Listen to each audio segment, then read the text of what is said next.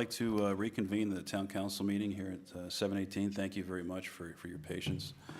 The first item up is the Pledge of Allegiance. Can I please have the scouts up front and center so you can lead us in the pledge, please? Please stand. At your direction.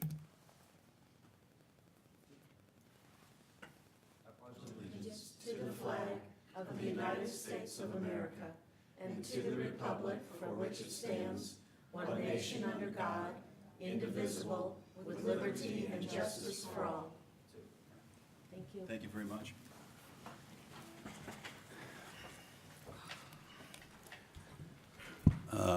All council members are here except for Mayor Wade. He's ailing tonight, so we send our best wishes out to him. With that being said, the next item is special presentations. Michelle, do we have any special presentations? Nope, seeing none. We'll go on the Parker Chamber of Commerce update. Do we have, Dennis, Mr. Houston, please come up.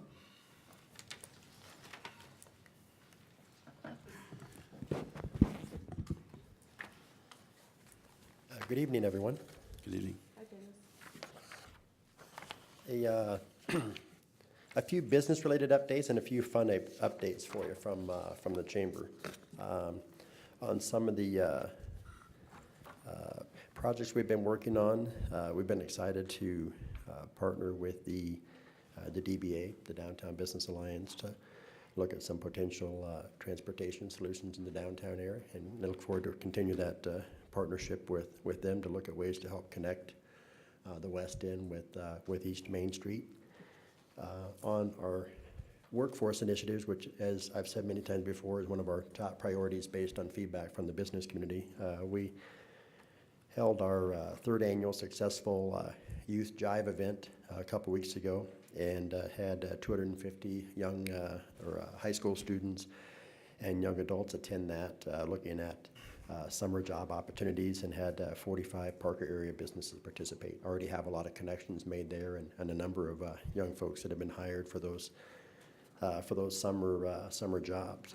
And I know research shows from some of the most successful business people out there, when they're asked what their claim to success is, it's those people who had a job when they were in high school and learned some of those work ethics and those basics that many people don't learn until a later age in today's environment. Also been continuing our work in partnership with on our career and technical education campus coming up here in Parker in the next couple of years, and we'll actually be presenting on that to the group of cities and municipalities in Douglas County, I believe next week. We're on the agenda. Thanks, Michelle, for inviting us to participate in that. I apologize, I wasn't here at the last meeting. I was actually out of town. We were judging the National Chamber of the Year, and as I see those applications, it's exciting to be a part of that process, but it's also rewarding because it kind of tells us that we're on the right track in many areas, and also some areas where we have room for improvement as well with our own chamber here in the Parker area. We were excited to welcome on the front end a new business coming into Parker. Not a new business, but a new presence with the Skyridge South Parker ER groundbreaking we had. That'll be a great addition on the south side of Parker. Thanks to many of you elected officials who joined us for that groundbreaking ceremony a couple weeks ago. We hosted a new event for small business owners in the last couple weeks also, our inaugural speed networking event. We had about a little more than 60 business leaders gather at Deep Space on take speed dating and turn it into a speed networking event for business owners, and it was very successful, and the first of many that we plan to do. We're looking at probably making that a quarterly event based on positive feedback we received. Some of the fun things we've been working on and planning for the community for this summer. Movies in the Park has been set as far as a June, July, and August date. Those will be continue to be free to the public, and it's a great way to come out and meet your neighbors, especially if you're new to the Parker area. Our movie lineup for this summer will be Ralph Wrecked the Internet in June, In July will be Incredibles 2, and in August will be the football movie Rudy as we kick off the football season in August. So we're excited about that lineup. Our kickoff for the 2019 Wine Walk season will start next Friday night, May 17th. A little bit earlier in the month than normal, but we have to work around the Memorial Day weekend. And if we didn't go the week before, the week after would be pushing against some other little festival that we're involved in called Parker Days. Speaking of Parker Days, those dates again for members in the audience, both here and online, are May 6th, 7th, 8th, and 9th this year. I'm sorry, June 6th, 7th, 8th, and 9th. Yes. I'd be much more relaxed. Yeah. It turned out well. We've made a number of changes here to make it easier for downtown businesses, and we want to always continue to be a good neighbor as a downtown business and nonprofit ourselves. We've worked through a number of meetings with departments here at Town Hall, and we'll be doing street closings later on Thursday than we have in recent years. I actually had a meeting this morning here in Town Hall to finalize some of those details, so we feel good about that. Also looking at many open spaces between exhibits as you look up and down Main Street to create more open space for easier access to promote the downtown businesses that are here that we support year-round and that are retailers here in the downtown area year-round. And then also we've provided some opportunities for downtown retailers to exhibit at Parker Days this year as well.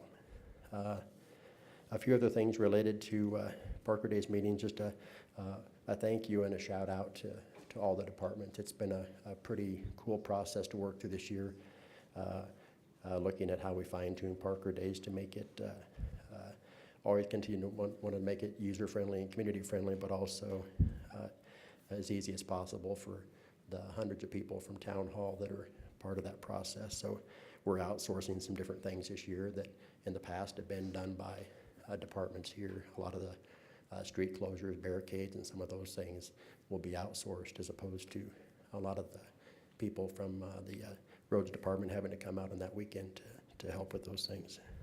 Excuse me. Special Needs Day will continue again for our second year on Friday. I believe that may have already filled up. It always fills up pretty quickly, but it's a very cool event for that Friday morning of Parker Days. One of the things we've been working on for a few years, and we think we finally achieved it, is that we will have one ticket that will be used for everything at Parker Days. It's been a thorn in my side since I arrived here. This will be my 6th Parker Days this year, and it's always confusing when you look at how you use tickets for the carnival versus food and drinks and all those different things. So we believe we have a system developed that will allow us to use one ticket for everything, very user-friendly, and fewer lines for people to wait in. The music lineup for Parker Days, I'll give you guys a sneak peek of just some of the highlights. As I mentioned before, we'll have a number of national touring tribute acts that look and sound like the real acts. We're bringing in groups from Atlanta, San Diego, LA, Phoenix, some from Vegas and some from Nashville as well. Our Thursday lineup will be, as I say these names, these are the real names, not the name of the act, because some of these people are dead, so you'll understand that when I get there. We'll open up with Pat Benatar on Thursday, followed by Prince, followed by Bruce Springsteen, and I expect one council member to be there on Thursday night, because I know he's a big fan of Springsteen. Friday night, we'll open up with Heart, followed by Michael Jackson and the Rolling Stones. And many of these tribute acts have actually been endorsed by the real acts. They're that good, so we're excited to have these guys. And then Saturday will be more of a country day, opening with Austin Young, who's a blues guitarist. You may have heard him. He's from the area. And we're excited to have him open up for our country evening that will feature Kenny Chesney, Tim McGraw, and close out with Garth Brooks. And for the record, our Garth Brooks concert is free. Our food and beverages will be much cheaper because our Garth Brooks will be on stage at the exact same time that Garth Brooks is on stage at the Pepsi Center in downtown Denver. So don't fight the I-25 traffic. Pay $25 or $35 to park. Stay here in Parker and support the local businesses. So with that, I'd be happy to answer any questions you may have. Thank you, Dennis. Council, any questions, comments? Thank you, sir. Sounds great. So is that ticket, is that just one like $500 bracelet and we get to go to everywhere we want? Unlimited? No, meaning, Jeff, it's one type of ticket. In the past, you had to buy separate tickets from the carnival, different tickets for food and drinks, and it's been very confusing over the years. And so we partnered with the carnival this year where no matter where you buy tickets, you could buy tickets from a carnival booth and use them at a beer tent or a food stand and vice versa. But our wristbands will still be a very popular thing, especially for a lot of families. Great. Thank you, Very good. Dennis. We appreciate it. You bet. Thanks, everyone. Absolutely. The next item is the Downtown Business Alliance update. Is there anybody? Oh, Shelley, Ms. Mango.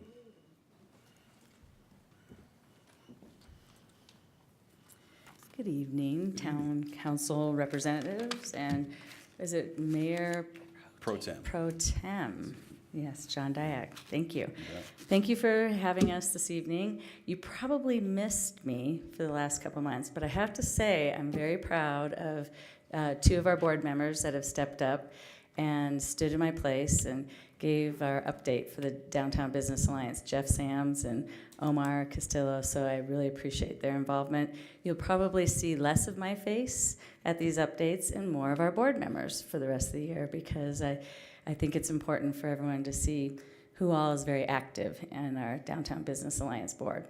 And I would like to recognize and thank Carrie Glassburn. She serves on our Downtown Business Alliance board as well for coming here and supporting me tonight and supporting our group.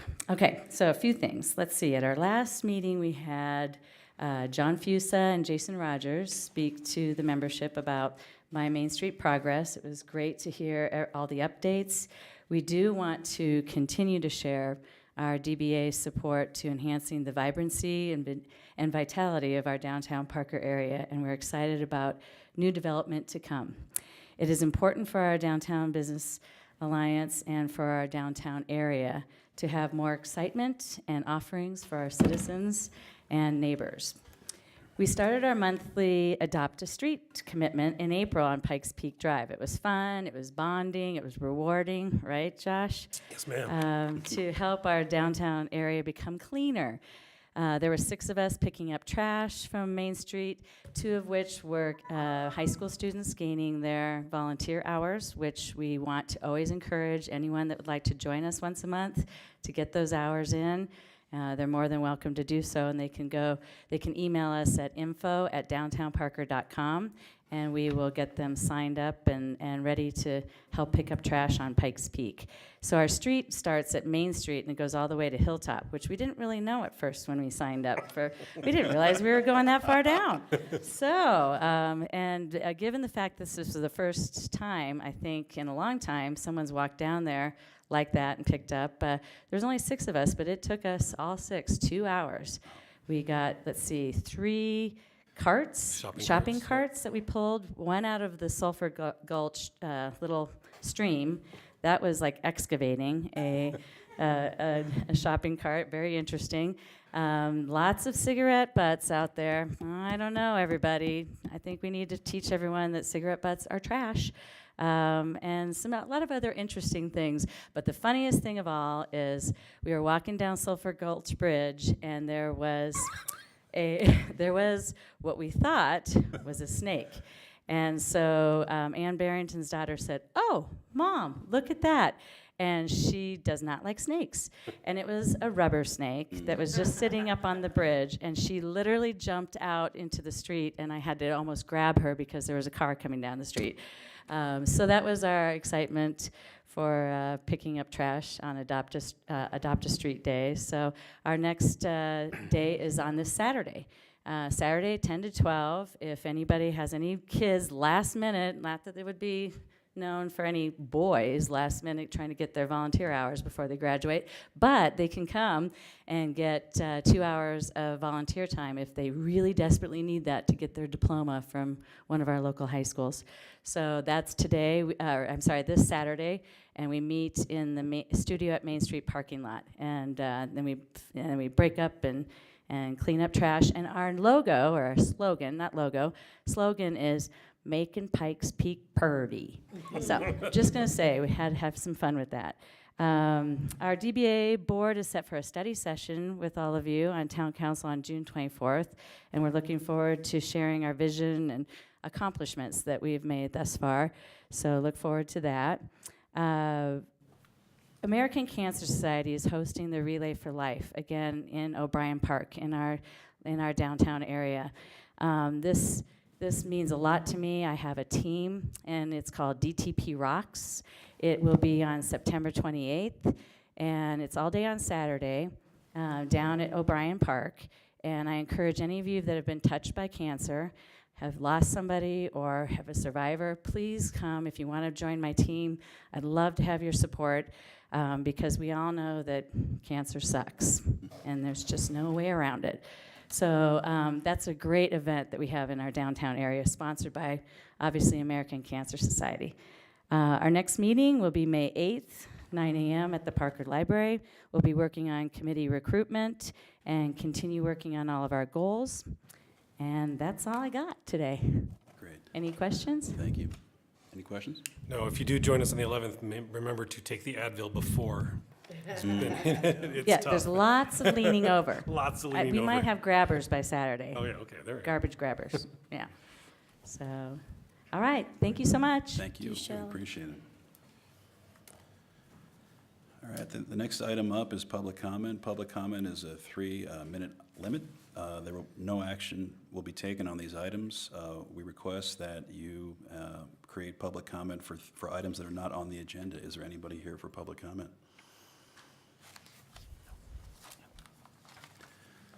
Name and address, please.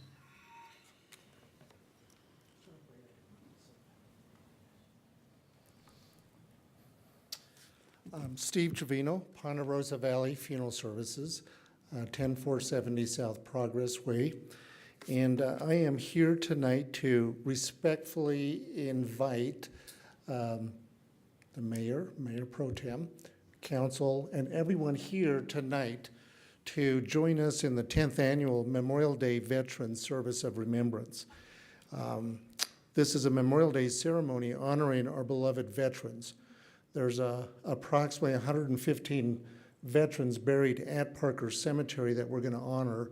We're going to read their names, but as you can see, the lineup that day, we've been approved for an F-16 aircraft flyover by the Colorado Air National Guard, the presentation of the U.S. flag to the Peterson Air Force Base Honor Guard, the Harley Owners Group, Douglas County, Colorado chapter, which I believe Council Member Renee Williams is a part of. About 60 motorcycles will come in with the flag and give it to the Honor Guard to present. We will also have patriotic songs performed by the Parker Chorale, Knights of Columbus, Parker American Legion, Parker Veterans of Foreign War, the presentation of colors and the raising of the flag. We have a welcome by the Honorable Mike Wade, Mayor of Parker. Our inspirational message that day will be by retired U.S. Army Colonel Lenny Blackburn, United States Military Academy, class of '69. And of course, the most important is the reading of the veterans' names that day. 21 gun salute, taps, and folding of the flag. This event has grown more and more every year. We're finding that more and more folks are not going to Fort Logan National Cemetery for this event. It's now here in Parker. We're coming close to the numbers of 500. And with the help of law enforcement and others, this has grown to be spectacular for our community. Thank you. Thank you, Steve. Thank you, Steve. Anybody else for public comment? Name and address, please. Evening, Council. Dave Uschak, 12713 Buckhorn Creek Street. What is the purpose of spending money to develop a town's master plan if you're not going to follow it? Did the recent decision to change land zone commercial to use by special review comply with the master plan? Is selling Pace Center parking part of the town's master plan? The perception that residents have an opportunity to voice their concerns, but when they turn out to give input, it appears to fall on deaf ears. And some of you may have made your decision prior to any public comment. Has the greed of development money clouded the interest and needs of residents? Hasn't recent meetings over the past years where residents have come out to oppose certain apartment developments, gun range, sent a message to a few of you that your vision may not be what residents desire? I'm appalled that you allow the gun range to move forward next to residential neighborhoods and close to a busy street at the objection of residents. Has the opportunity for public comment developed into a waste of time, and why you see a decrease in participation because no one up there listens? You have an opportunity to hear what residents desire on Pace Center development and seek a broad viewpoint with a ballot question on the issue. Put to rest the perception that the vocal minority is all that is attending public hearings on land use, or your minority-focused survey results support your decisions, and ask all residents to chime in on Pine and Pace Center with a ballot question. You already are considering ballot questions for November seeking extended terms, so adding 2 more isn't an issue, or are you afraid of the possible outcome? Let's truly hear the desires of the Parker community that may dispel special interest or development money to determine what is their priority. Thank you. Thank you, sir. Anybody else for public comment? Seeing none, we will close public comment at 7:39. Next item is reports, items, and comments from mayor and council. We will start with Councilmember Rivera. Thank you, Mayor Pro Tem. Councilman Dyak, Councilman Toborg, and myself had the honor of sitting down for dinner with the 3 Board of County Commissioners. And it was great. It was small. It was just the 6 of us, and we chatted and had an excellent discussion. My big takeaway, as some of you know, we lost our IGA with Douglas County a little while ago, and it's been a thorn in my side and in council's side, and I think in staff's side. And the citizens, I think, have seen the repercussions of not having that IGA anymore, as far as neighboring parcels developing maybe with something that is not conducive or congruent to the areas inside of our town, 5-story storage units, for example.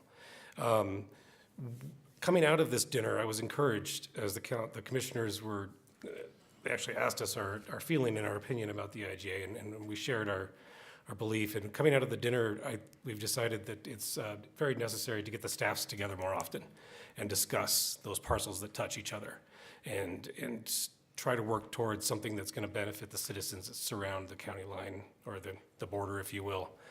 Knowing that the border to the citizens it's an imaginary line, unfortunately, and there's nothing bright there, and more often than not, we do get blamed for parcels that get developed in the county. The IGA gave us the ability to control some of that, and we've lost that ability, but I think I see steps, and I see sunshine down the road that we may be able to work towards better agreement in the future, so I'm very encouraged. Great. Thank you, Councilmember Pogue. Yeah, I just have I better turn it on. Just a brief comment. I'm a liaison to South Metro Fire Rescue, and their meetings now conflict with our meeting. So they're on Mondays now. And so what's going to happen is I will stay in contact with Chief Delafana, who's been assigned as my contact point. He was also liaison to the town. And with our last conversation, they don't have anything major on the agenda. They're getting ready for elections. They have a 15-member board, and they need to get that size down, but they have to go through the election process first, which would accommodate all of the mergers that they've had recently. So that's what they're working on. Thank you. Councilmember Toborg? Great. I just have a couple. Today, we had the Parks and Recreation Liaison Committee. Councilwoman Lewis, I'll defer to you on that one for your notes there.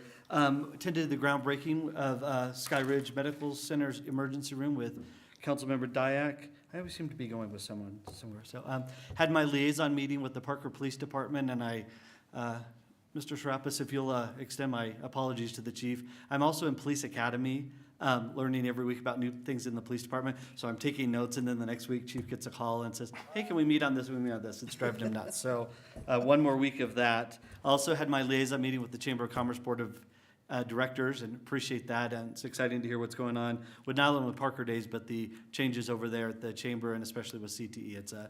It's fascinating. That group is very energized. And I think lastly, went to the Republican breakfast on Friday where Cory Gardner was the speaker with Councilmember Rivero and Councilman Dyak, and it was a good event, I think. That's it. Thank you so much. Councilmember Williams?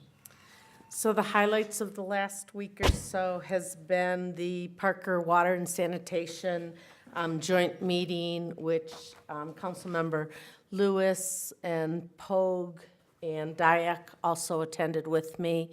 The exciting part of that meeting was hearing all of the updates for the Reuter Hess Reservoir and all the offerings that will be happening this summer. So if you haven't been out there yet, I'd strongly encourage you to take part in some of the recreational activities that will be out there.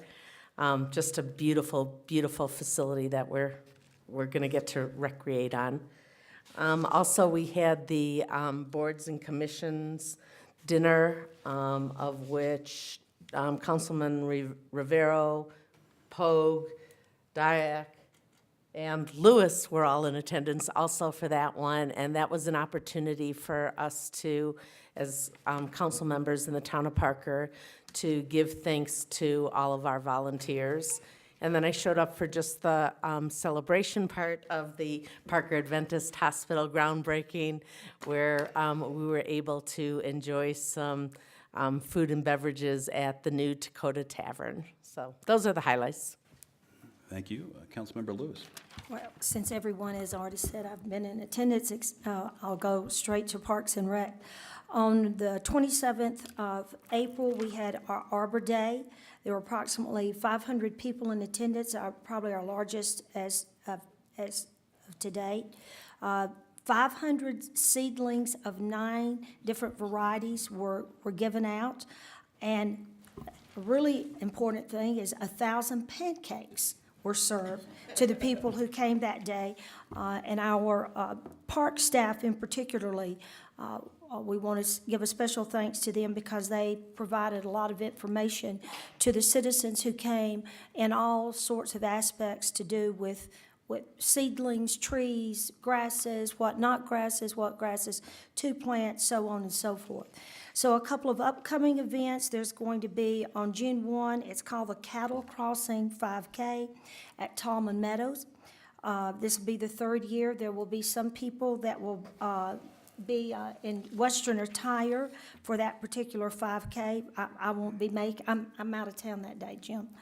On May the 25th, H2O O'Brien will be opening, as well as Discovery Park. So that's May 25th, Saturday. On the 29th, there will be the senior stroll once again at O'Brien Park.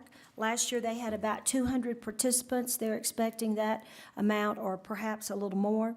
And then a really fun event for 4 to 10-year-olds. On May 31st is the Princess Ball at the Pace Center. Last year, they had about 120 or 100, they think about 120 will show up this year. It's really a fun thing. The pictures were great from last year. Attendance, it's from 6:30 to 8 o'clock, and that they're having a DJ for the dancing and snacks and crafts, so there's a lot of things going on already, and summer hasn't even started with Parks and Recs. Great. Thank you, Councilmember Lewis. My updates, I chaired an E470 Finance Committee meeting on April 25th. We talked about the audited results. They have a clean report. We also talked about the debt management plan, about potentially going out to ultimately level debt. Level debt is a board initiative in 2004, which in 2020 we can achieve. Hopefully that'll sort of stabilize the debt structure, and we can talk about things such as potentially holding the rate increases on tolls, or even maybe decreasing them at some point in the future. Decrease? Really? Longer term. Okay. Longer term. And then I also attended the Dr. Cog Awards dinner last Friday. Our neighbors to the south, Castle Rock, won an award for their Riverwalk, a fantastic place, it looks like. Also, former Mayor of Centennial, Kathy Noon, received the Capstone Award as being the person who was awarded the most regional person. She has since moved on. She is termed out, but she was there and very surprised and very well deserved. So with that ends the reports. The next item is consent agenda. Consent agenda items are considered to be routine, will be enacted by one motion and vote. There will be no separate discussion of consent agenda items unless council votes to remove an item for individual discussion. Ordinances on the consent agenda are for introduction only and will not be removed for discussion. So with that being said, I would entertain a discussion or additions to this consent agenda. Mr. Pro Tem, I move to add a proclamation to be listed as item J to the consent agenda, and I'll read in summation. To recognize National Police Week 2019 and to honor the service and sacrifice of those law enforcement officers killed in the line of duty while protecting our communities and safeguarding our democracy. And we've all received a copy of this resolution. I move again, it's added as item J. Great. Second that. All right. Should we vote on the inclusion, Jim, of this? You do have a motion, I think a second from Councilmember Toberg. Okay. And to add it to the consent agenda, and then there can be a motion to approve all items of the consent agenda at that point. Okay. So we have a first by Josh and a second by Jeff. We will vote via electronic. Okay. So council, we will wait. Okay. We are voting to include item J.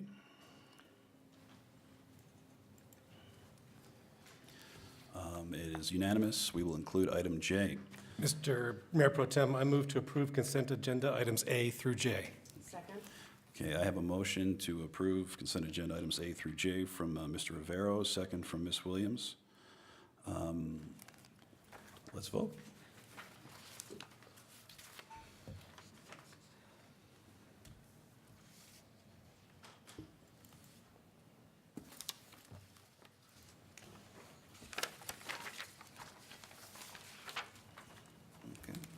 It's unanimous. With that being said, we will move on to item 8, public hearings. The first public hearing is the Parker Plaza Shopping Center rezoning. We have ordinance number 3.341, second reading, a bill for an ordinance rezoning certain property within the town of Parker, Colorado, known as Parker Plaza property from C Commercial District to Parker Plaza Shopping Center Plan Development pursuant to the Town of Parker Land Development Code and amending zoning ordinance and map to conform therewithin. Ms. Parkinson. Good evening, Mayor Pro Tem and Council. This application is a request for approval of a rezone from C Commercial to Plan Development, or PD. The applicant is Tom Dermody. He is present this evening and will be available to answer any questions that you might have. The property, known as the Parker Plaza Shopping Center, is an unplatted parcel located on the northwest corner of Parker Road and Plaza Drive. It's shown here outlined in blue. The property is within the central commercial district of the town. Current zoning for the property is C Commercial. The proposed rezone to Plan Development will allow for typical retail and commercial service uses, but will also allow for assembly uses up to 10,000 square feet, on the lower level only. Assembly uses are currently restricted to 3,500 square feet for property zone C Commercial. The proposed zoning does not differentiate between types of assembly uses. All assembly uses will be permitted by this zoning. Examples of allowable uses include daycare and recreational facilities, membership and health clubs, instructional services and studios, and places of worship. This is an existing shopping center that was annexed and zoned at the time of the town's incorporation in 1981. The lower level of the shopping center previously housed Core Knowledge Charter School. The space has been a child care facility since the school moved to a standalone location elsewhere in town. These similar uses have been successful at this location since 1994. To staff's knowledge, no complaints or negative impacts have resulted from these uses. Engineering was a referral agency for this proposal and has determined that the traffic generated by the proposed uses is consistent with that anticipated for commercial use. Currently available parking exceeds that required for commercial uses on this site. The property currently includes a variety of typical retail and service uses on the first floor with storefronts facing Parker Road. The lower level with storefronts facing west to a separate parking lot currently contains a daycare center, a barber shop, and a construction office. There are also 2 vacant spaces that comprise approximately 15% of the leasable space on this level.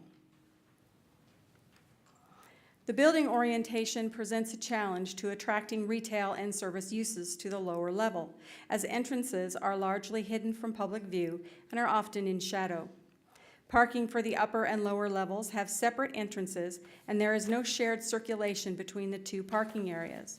The lower level of the building is effectively the basement, as is illustrated in these 2 photos. The photo on the left is the north end of the building. You can see a retaining wall and cars parked above. The photo on the right is the south end of the building. There is no direct pedestrian access from the lower level to the upper level, where the more traditional commercial uses are located. Through analysis of the interrelationship between the building orientation, building placement, and the on-site circulation, staff has determined that this could be an appropriate and compatible location for assembly uses up to 10,000 square feet. The property is located within the central commercial character area of the town. Due to its central location, with access to Parker Road and Dransfeld Road and 20 Mile Road, uses in this character area should include retail services, offices, lodging, restaurants, and entertainment. The 2035 Master Plan jobs and economic vitality goals include the encouragement and support of local businesses. These businesses provide an important mechanism for the expansion of needed infrastructure, physical amenities, and other services. This site, together with adjacent properties, has a long history of providing everyday commercial uses that benefit the residents of the town, as well as the larger clientele that utilize these main transportation corridors. Based on this analysis, staff has determined that the request is consistent with the Parker 2035 Master Plan. Town of Parker Code requires that Planning Commission and Town Council consider 9 criteria in reviewing rezoning requests. These criteria ensure that the proposed uses will be consistent with the character of the surrounding area and will not result in undue impacts to the town. If the proposed rezoning meets these criteria or can meet them subject to reasonable mitigation conditions, the rezoning may be approved. Analysis of the 9 criteria has been provided in staff's report. Through that analysis, staff has determined that the rezone fulfills all 9 criteria to be used in evaluating rezoning requests as is specified in the Land Development Code. In conclusion, the project is consistent with the master plan. It provides appropriate design considerations as well as adequate access and infrastructure, and satisfies the approval conditions for rezoning. On April 25, 2019, the Planning Commission voted unanimously to recommend approval of the rezoning request. Staff and the Planning Commission recommend that the Town Council approve the rezoning request from C Commercial to Planned Development for Parker Plaza Shopping Center. That concludes staff's report, and I'm happy to answer any questions you might have. Great. Council, any questions for Ms. Parkinson? So the zoning change, or I'm sorry, the assembly usage exists only on the lower level. It does not exist on the storefront level adjacent to Parker Road. That is correct. And in the future, if there was a redevelopment or a reuse of this site, what does the assembly use go away with the current building, or does it stay on the property? Well, the zoning would most likely change anyway if it were redeveloped, and so it would be reassessed at that time. Okay. However, in the PD, we have allowed for the property to be rezoned in keeping with the changes that may happen through the land development ordinance modernization. Excellent, thank you. Any other questions? I do have another one. This property had some assembly usage in the past based on the daycare and the school, but it didn't encompass that whole lower level. Are they changing the proposed tenants, or they have a proposed tenant for the entire complex? I think that's probably a question better given to the applicant. What I do know is that the applicant is pretty much focused on expanding an existing use, but the town does not differentiate between assembly uses.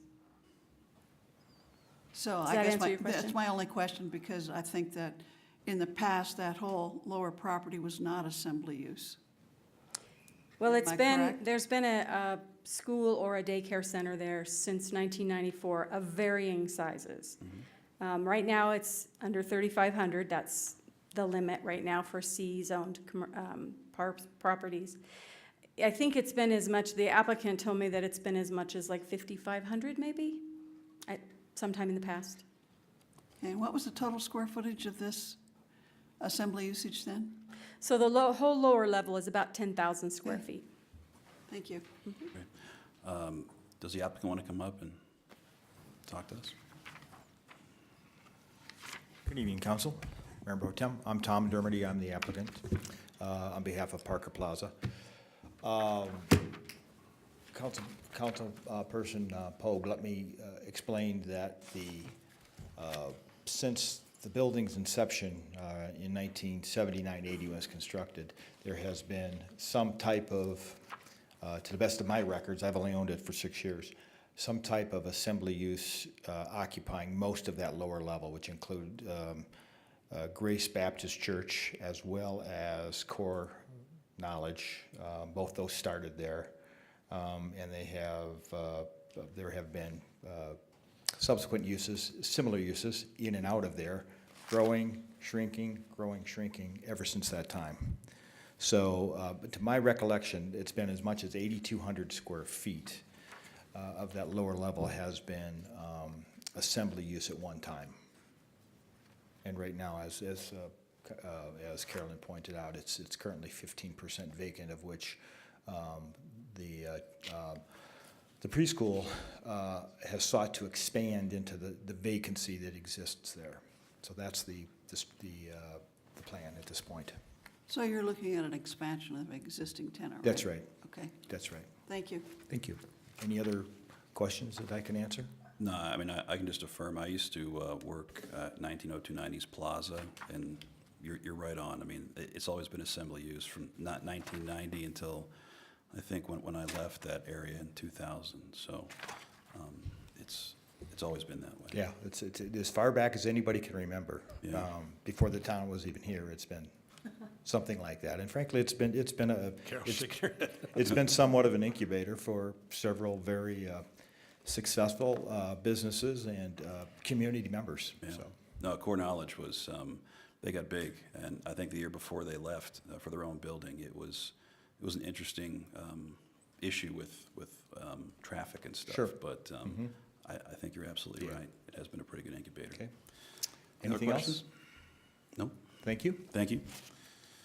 All right, with that, we will open up comments for the public hearing. Anybody who would like to make a comment on this, please feel free. We will open it up at 8:02. Seeing none, we will close comment at 8:02. And with that, additional discussion or a motion? I move to approve ordinance number 3.341 on second reading. Second. Yeah, we have a motion by Councilmember Williams, a second by Councilmember Lewis. All those in favor, vote, I guess. Or against? Ma'am,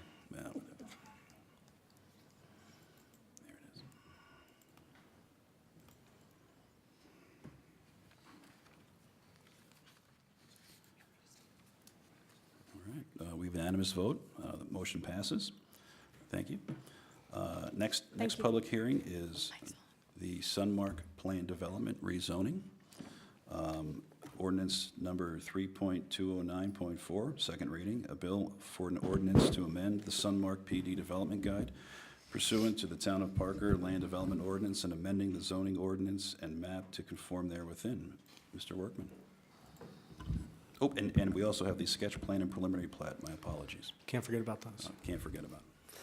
Good evening, Mr. Mayor Pro Tem and members of Town Council. As was just stated, there are 3 applications this evening as part of this public hearing, but there will need to be 2 separate motions for action this evening. But for brevity, staff has compiled 1 presentation.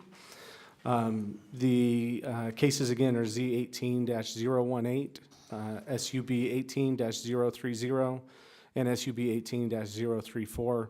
Again, the Sunmark Development, a PD guide rezoning, and the sketch and preliminary plan.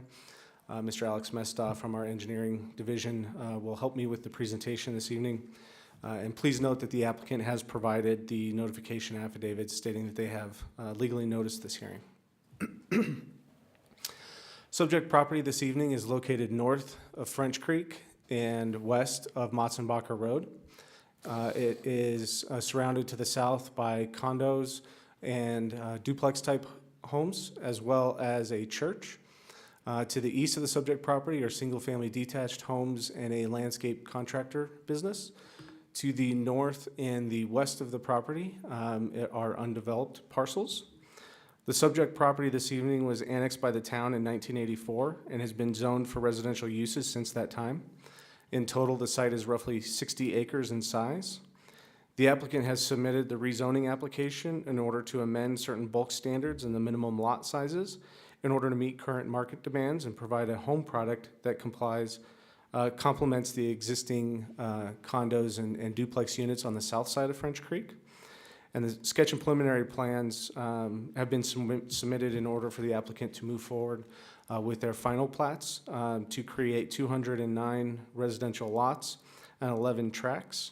Currently, the zoning of the property allows for a maximum of 285 residential units. So the proposal is for much less than what is allowed.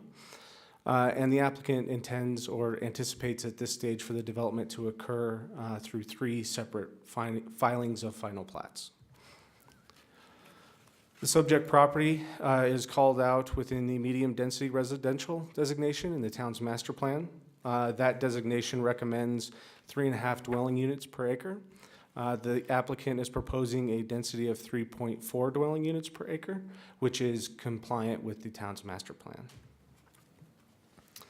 A little bit of background and context for the 2 requests this evening. The rezoning request is, again, essentially to change some bulk standards or what we would refer to as setback requirements and a height requirement within the existing zoning.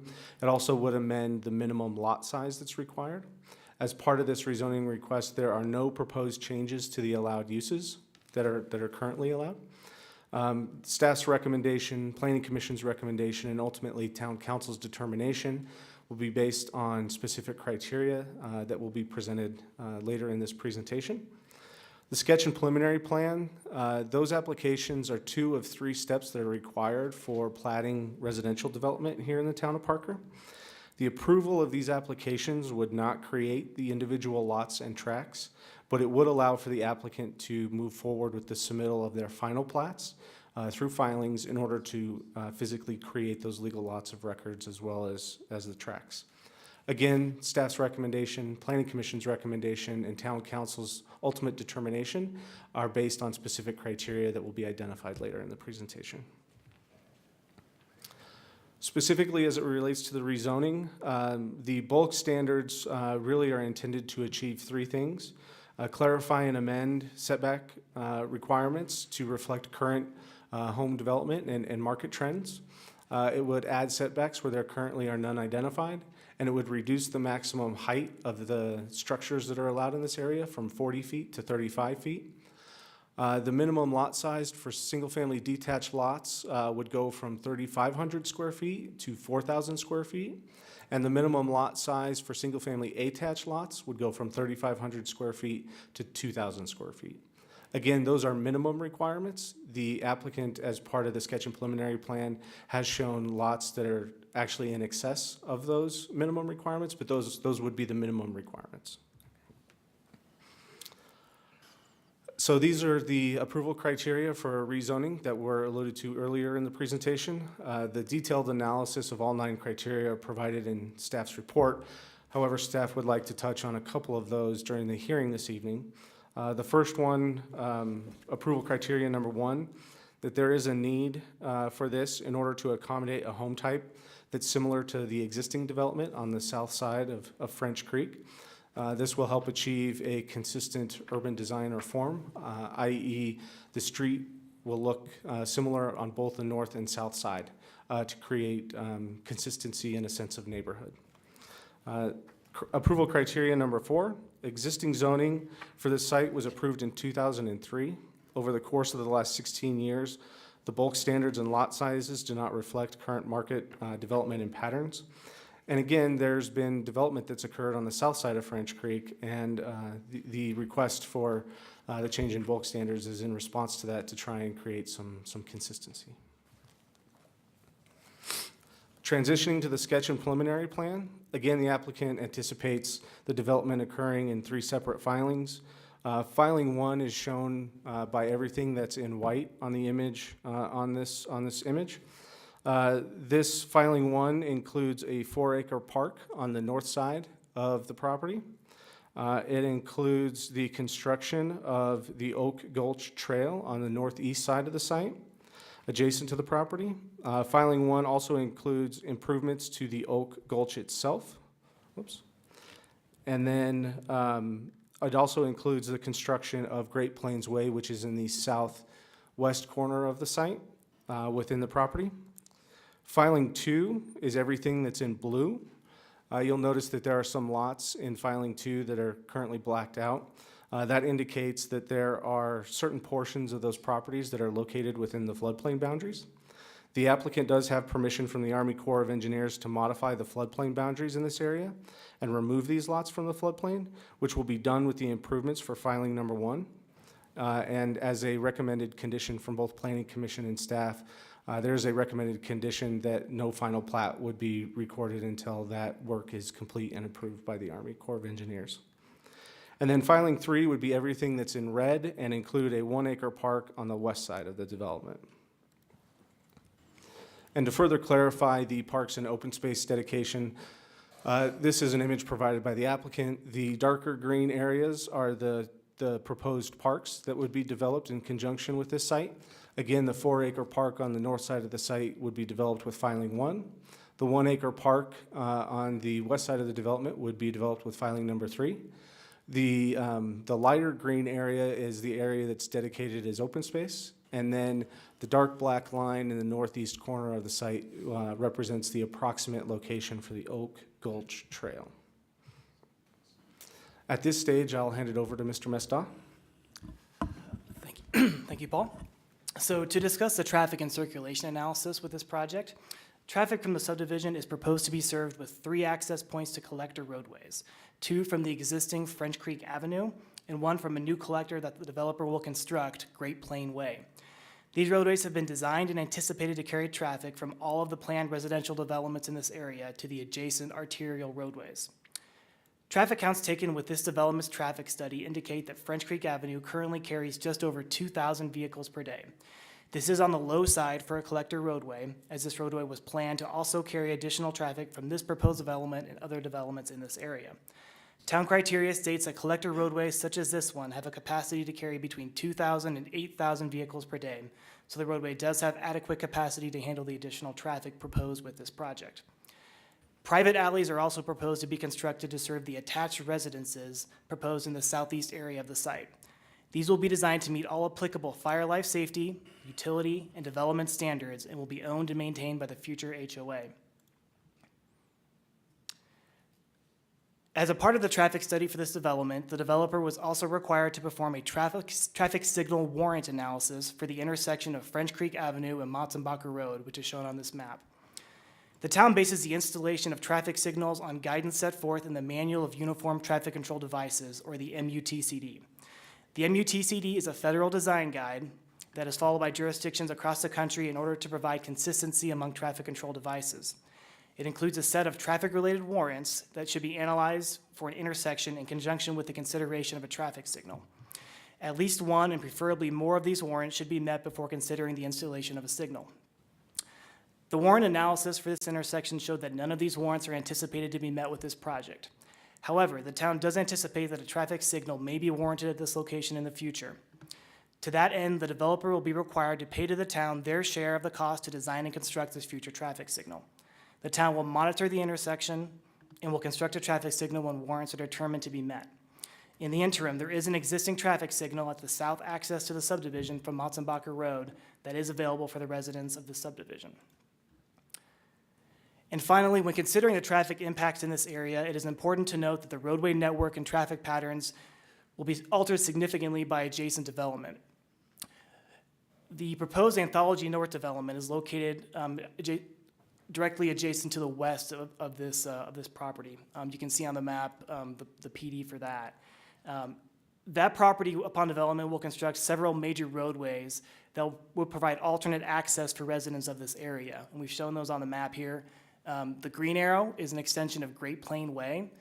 This development will construct the first segment of this collector road, which will eventually extend west to future Chambers Road and even beyond to Hess Road. So that will provide a connection to residents in this area to the west if they want to go travel west on Hess Road to I-25 eventually. So that'll basically provide a backdoor out of this neighborhood where they won't have to travel French Creek over to Motzenbacher and then back around to the west. There will also be extensions of Jordan Road and Tammy Lane, and those are shown in the yellow arrows between Hess Road and Great Plain Way. Those will provide additional access up to Hess Road for anyone wanting to go east or west on Hess Road. And in particular, the west side of this proposed development would likely use Tammy Lane, which is the easternmost of those connections, to access Hess Road rather than French Creek and Motzenbacher. So these improvements should change the traffic patterns in the area. They may result in less traffic actually using French Creek, with there being alternate access points over to Hess Road and beyond.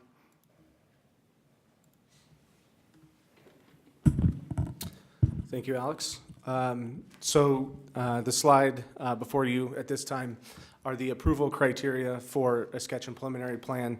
Town staff, in concert with our referral agency partners, has reviewed the applications and determined that they do comply with these approval criteria.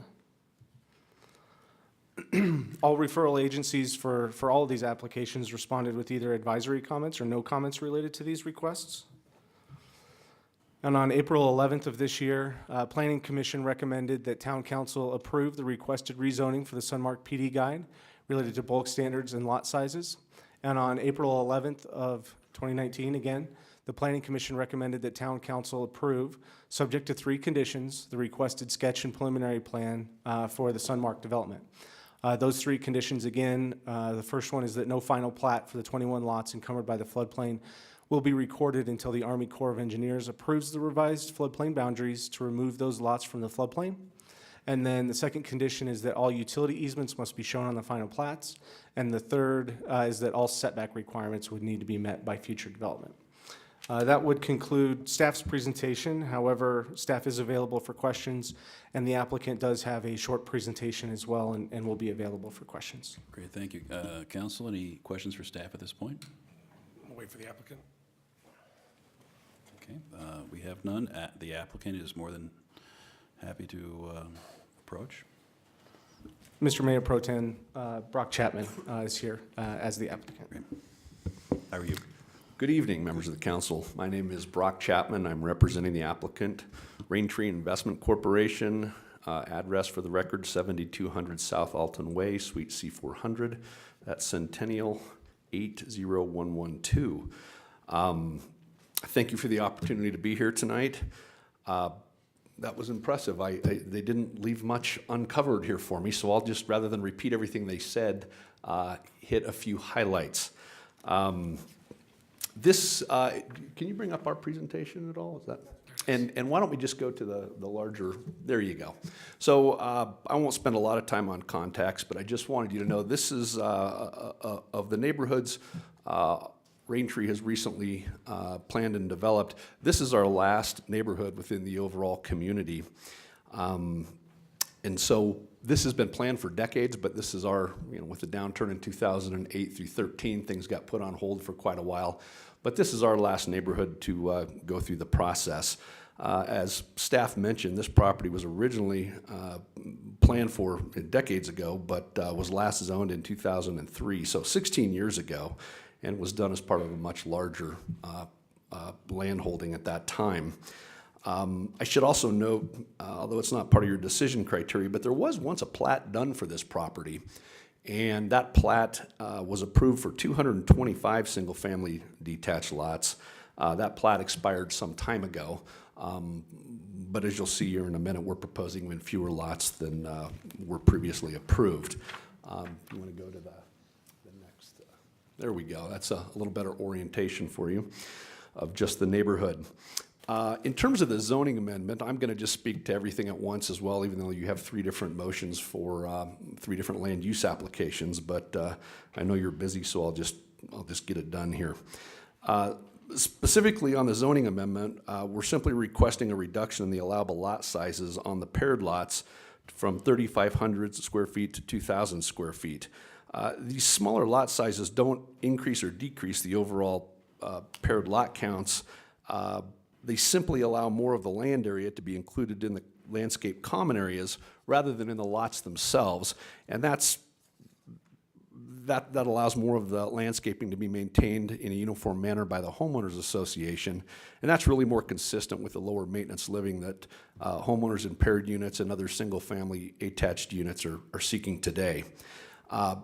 Also of note, and the reason these lots can become a little smaller besides the practicality of the landscape maintenance, is these are designed with rear load garages. So the garages face the rear, and that allows for the more interesting architecture, as I'll call it, to be front facing onto the public streets, as well as into the common area, landscaped area that you see on the plan there. The darker units on this plan, the dark brown, those are the paired units I'm referring to.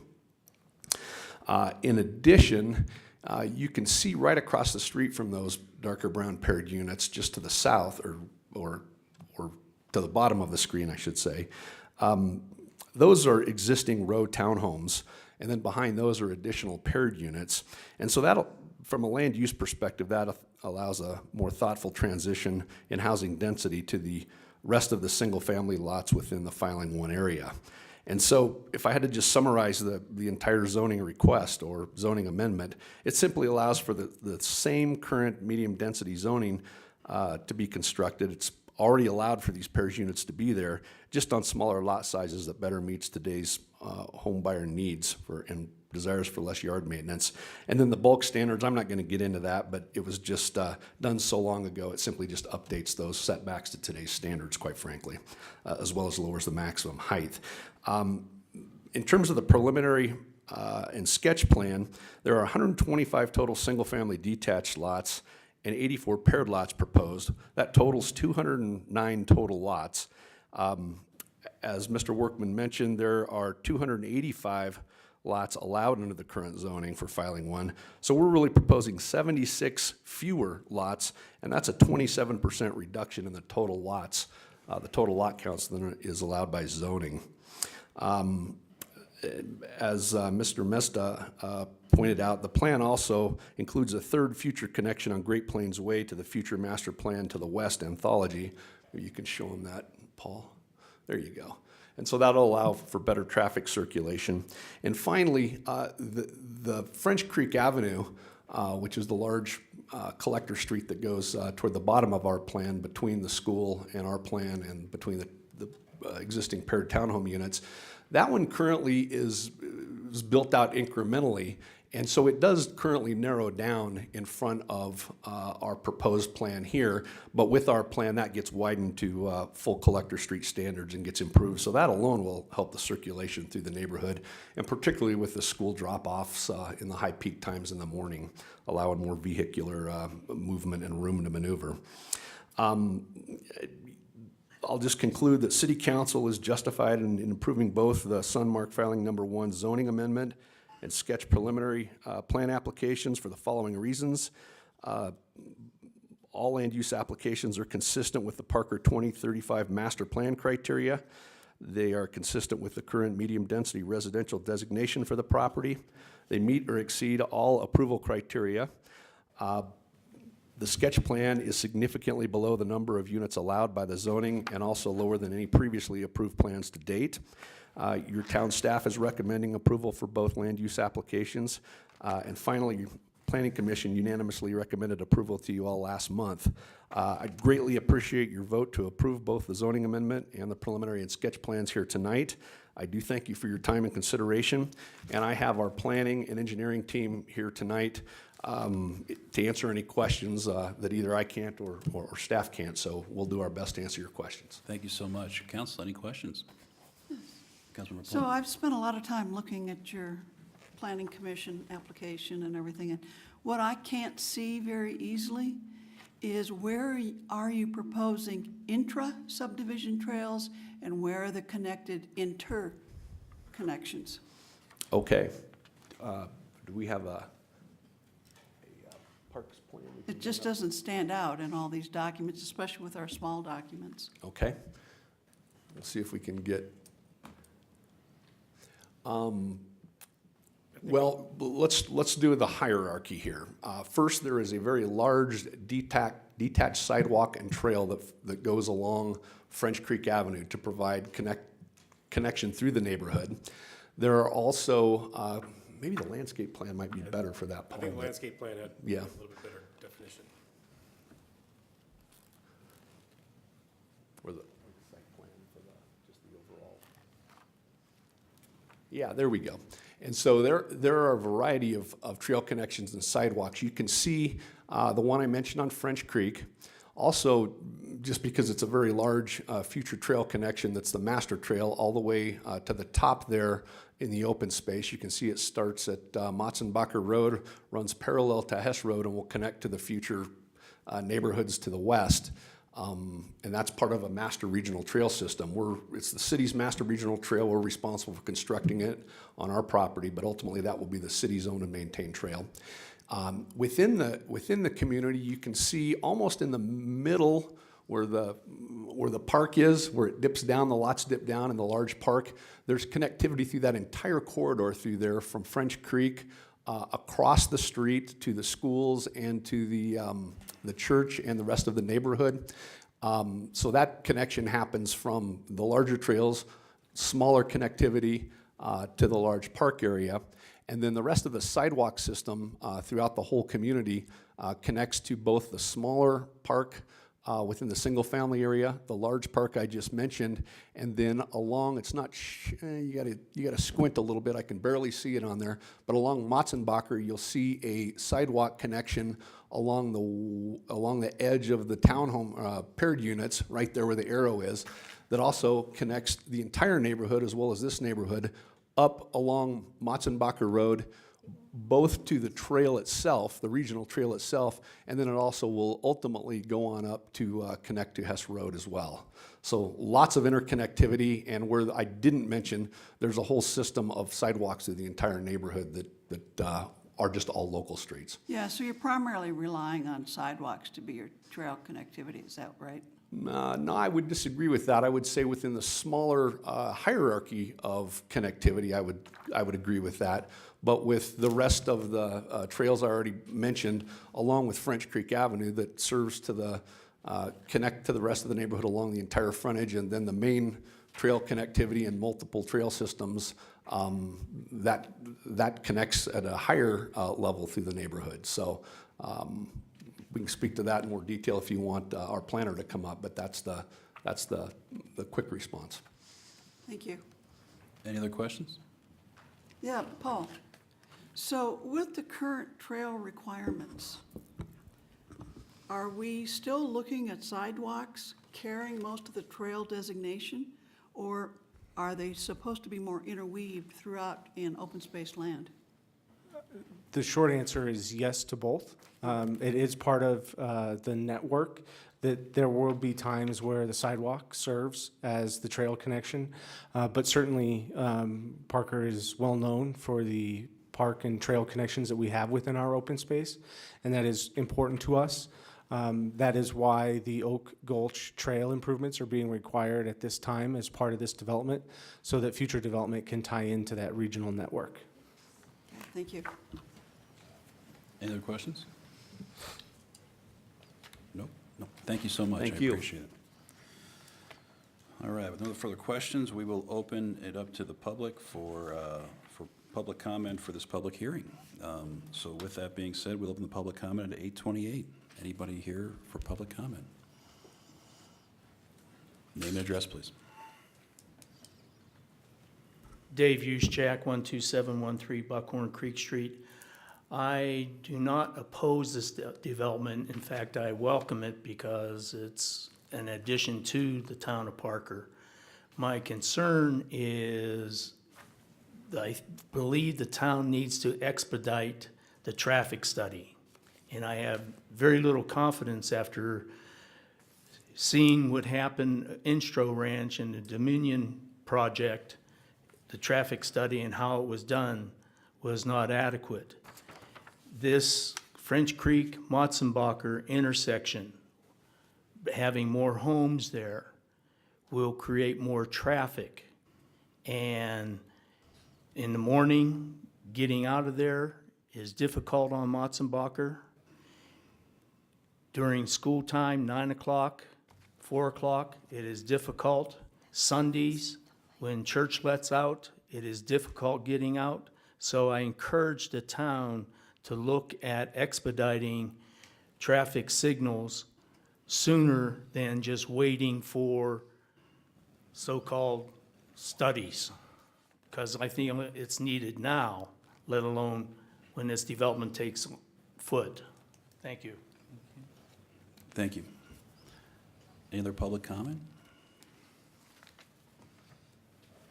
Seeing none, we will close public comment at 8:30. Paul, could you address the citizens' comments on traffic study and maybe as well as the improvements on Motzenbacher and French Creek, as well as the warrants?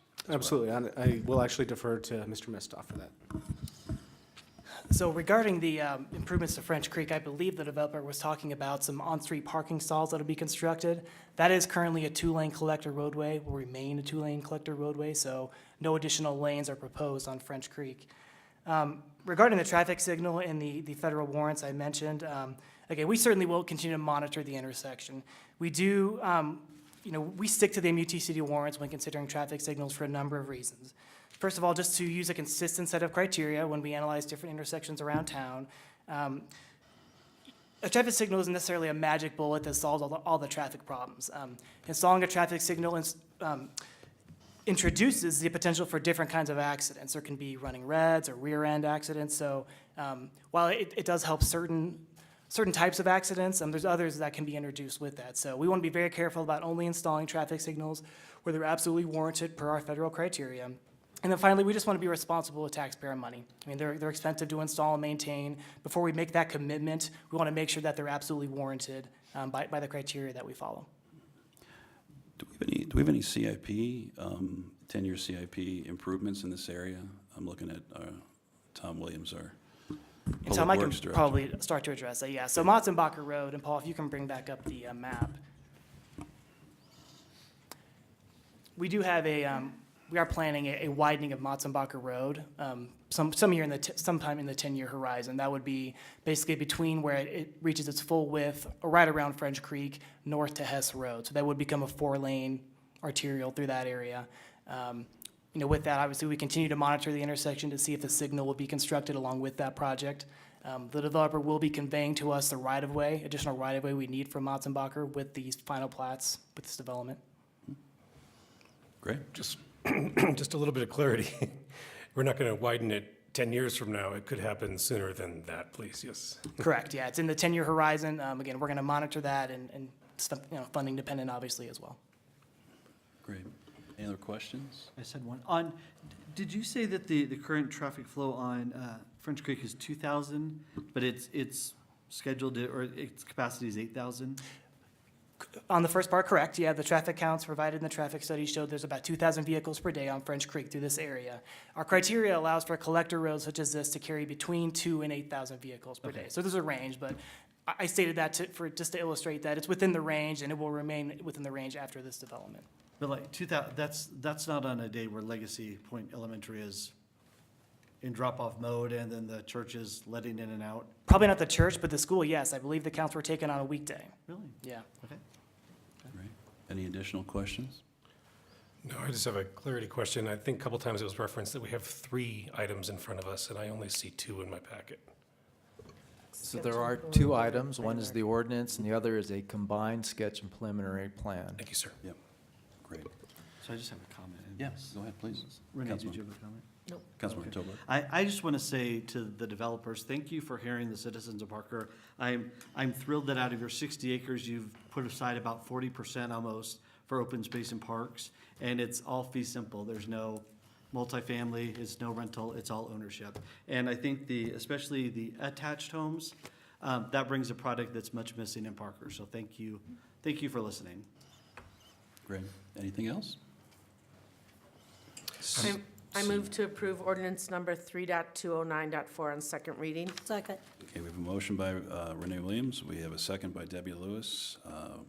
When we get the notice, please vote.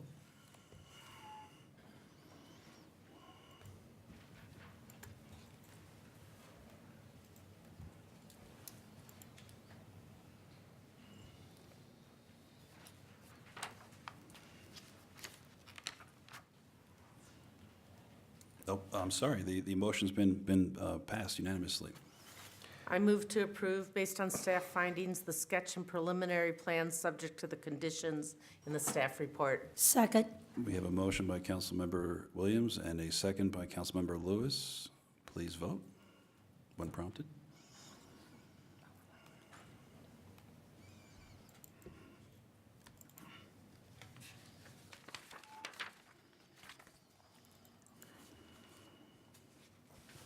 Motion passes unanimously. On to the next item, resolutions. Hess Ranch, we have resolution number 19-028, a resolution to allow, subject to the satisfaction of certain conditions, a parcel waiver to defer compliance with certain requirements of sections 13.06.060 and 13.07.070 of the Parker Land Development Ordinance associated with the processing of the sketch and preliminary plat for certain segments of real property commonly known as the Hess Ranch property until those segments are ready for development. Mr. Fusa and Mr. Williams, wow. Let me know if you need to take a break and I'll use. Thank you, Mayor Pro Tem Dyak and the council. Engineering Director Tom Williams and I will handle this item. As you indicated, partial waiver resolution for the Hess Ranch development. It's also paired with the Lemon Gulch agreement. So we will give one presentation and make one joint recommendation. It will require 2 motions at the end. And as you indicated, Tom and I were here a few weeks ago on kind of the companion project to Hess Ranch. That's the Anthology North project for a similar partial waiver resolution with similar terms and conditions. Let's see, here we go. So this is, you have before you, this is the development plan for Hess Ranch. It's one of the 2 very large future development projects in the town in the southwest quadrant. It's the town's last major growth corridor and will several thousand acres in total. Between the 2 projects, Hess Ranch is about 1,500 acres, although a portion of that is the under construction Trails at Crowfoot project, and that's kind of the bottom right of the development plan off of Crowfoot Valley Road. And staff has been discussing and negotiating with the property owner and developer for Hess Ranch, Front Range Communities, for several months, dating to 2018, on their request to pursue a phased or segmented approach to the development of Hess Ranch. And that requires some partial waivers from the town's land development ordinance. Those waivers are simply a deferral in time of certain technical requirements related to planning and design and civil design. but not a waiver of the requirements themselves. So it would track with the proposed phased approach. Again, like Anthology North, the request to phase or segment Hess Ranch is at least in part a response to today's current housing and development market, where having one developer pursue at one time a very large master planned community development is increasingly rare. Coming out of the Great Recession, it just is not the way larger scale development is done. So phasing is really kind of where the development and housing community are in terms of larger projects. The proposal to phase also responds to the scale of this property, which, as we said, is quite large, one of the two largest left in the town. The property itself is currently one tract. The proposal is to break it up into two segments shown on this map or exhibit as segment 1 and segment 2. Segment 1, which is delineated by the green roadways, is the area of Hess Ranch immediately west of Crowfoot Valley Road, south of Future Stroh Road, and I'll see if I can get the cursor to move. So that's this road moving east-west from Crowfoot Valley Road and Motzenbacher Road. Future Chambers Road, so segment 1 will span the north and south sides of Future Chambers Road, moving from Crowfoot Valley Road west. And then this connector roadway, which Tom, I was going to say Highlands Ranch Parkway. That's the wrong place, right? Hess Ranch Parkway. Thank you. It has to be unincorporated to be Highlands Ranch Parkway. Yeah, right. Wow. So two segments. Segment 1 will be residential with parks and open space, if approved. Segment 2 would be largely residential with some mixed-use development areas at the four corners of the future intersection of Chambers Road and Stroh Road, so where I'm moving the cursor as well.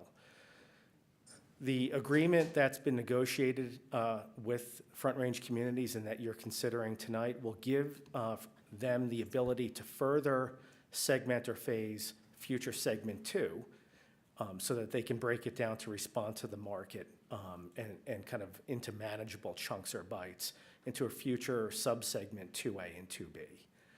Again, as I said, partial waiver of timing, but not technical requirements, and that is what is on offer.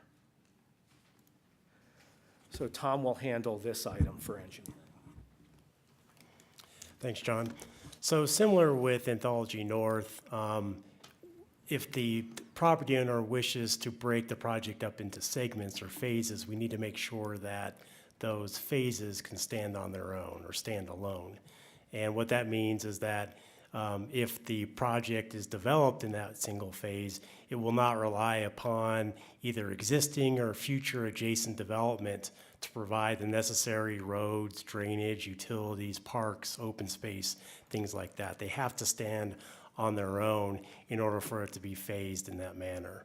And so to that end, as part of this waiver, we're requiring as a condition of the waiver that they construct certain collector and arterial roadways, which John mentioned in the previous slide.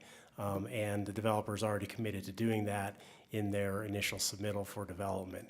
And so these major roads, I'll go back to the previous slide, again, are highlighted in green, and that includes Stroh Road from the intersection of Crowfoot or Motzenbacher Road to the west to the intersection of Hess Ranch Parkway. And then Hess Ranch Parkway is a collector road that will connect Stroh Road down to Chambers Road. And then as part of segment 1, they would be required to construct Chambers Road from this intersection down to Crowfoot. So everything could be developed within segment 1, and traffic could be able to get into the subdivision and out of the subdivision without having to rely upon anything that would be anticipated to be built to the north or to the east. Another condition that we've included in the waiver is that the planning of the subdivision layouts within segment 1 would incorporate a dendritic drainage design, which is something that will promote stormwater filtering through green space, open space before it reaches the major drainage ways within the subdivisions. And what that would do is it provides a water quality aspect to the stormwater runoff that comes off of the developed site, and it also preserves the drainage ways from an extensive erosion. And it will also do a pretty good job at preserving some of the natural features and topography that the drainage ways have within the subdivision. Another condition that has been included in the waiver is a requirement for the developer to pay the town the cost for the design and the construction of the regional drainage improvements that are within segment 1. And as part of that, and what's included in this item is a design agreement, or it's called the Lemon Gulch Agreement, which is an agreement that will require that the developer give us a contribution to the tune of $409,000 for the design of all the regional drainage improvements, which the town would then enter into an intergovernmental agreement with Urban Drainage to head or spearhead that design effort. And what that will allow us to do is work with Urban Drainage, be able to leverage their expertise and some of their funding as well to do the design. We hope right the first time. We'll be able to utilize experts in drainage engineering and stormwater design that Urban Drainage has on call to be able to design those improvements. And then once the design is done, then we will come to an agreement with the developer and the property owner, and they would pay us a pro rata share, or they would pay us whatever is required to build those regional drainage improvements as part of the associated plat. So with that, I'll turn it back over to John. Thanks, Tom. The other considerations that have been negotiated in the partial waiver resolution you have before you tonight include the requirement for a comprehensive master parks plan for the entirety of Hess Ranch, which would not only address parks, some of which would be eligible for dedication to the town if greater than 10 acres, others of which would be retained likely by the HOA privately, but open to the public. It'll address trails, both local and regional trails, open space areas, so think floodways, 100-year drainage ways, areas of steep slope, as well as recreational amenities and improvements. So having kind of a master game plan for all of this, including parks, trails, recreation, and open space, for a project that likely will take 15, 20, 25 years is a real advantage.